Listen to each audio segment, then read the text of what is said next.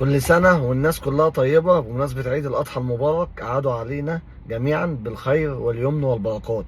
ثانيا، ألف مبروك لجمهور نادي الزمالك بفوز بكاس مصر على حساب بيراميدز، وفي ماتش ربنا رايد اللي الناس اللي راحت الاستاد وهي صايمة ترجع منصورة ومجبورة الخاطر. لأن احنا لو هنتكلم فنيا أو تكتيكيا أو أداء أو أي حاجة تخص الكورة هنقول الزمالك رايح يخسر الماتش ويروح عادي، بس ربك رايد ان الناس دي تفرح عشان صابح عليهم عيد، وهنقول لهم الف الف مبروك. وانا هنا ببارك لان المباركة مش هتقلل مني في شيء ولا هتزود مني في حتة معينة، لان انا راجل ما بشجعش غير فريق واحد وبنتمي لفريق واحد، هو في نظري مفيش احسن منه في الدنيا كلها من كتر حبي ليه، وهو النادي الاهلي العظيم.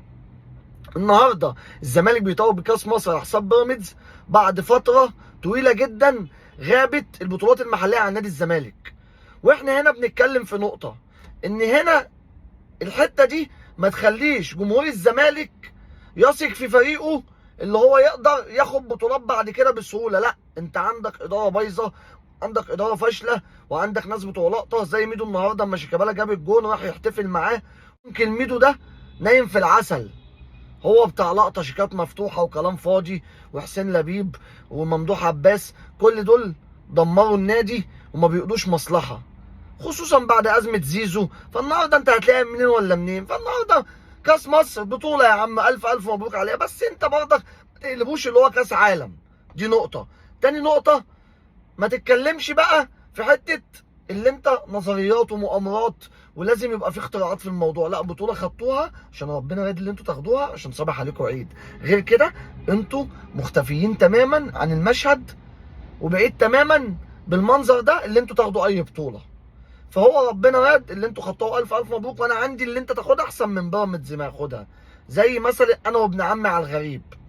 ليه؟ لان انا بيراميدز ده قلتها هنخش على القسم بتاع بيراميدز. بمناسبه الناس اللي بتقول لك بيراميدز فريق قوي هياخد الثلاثيه، لا، وحد الله بقى هنا في قلبك، عشان انا بقولها لك الثلاثيه صعب على اي حد ياخدها، والدكتور فيها معروف النادي الاهلي.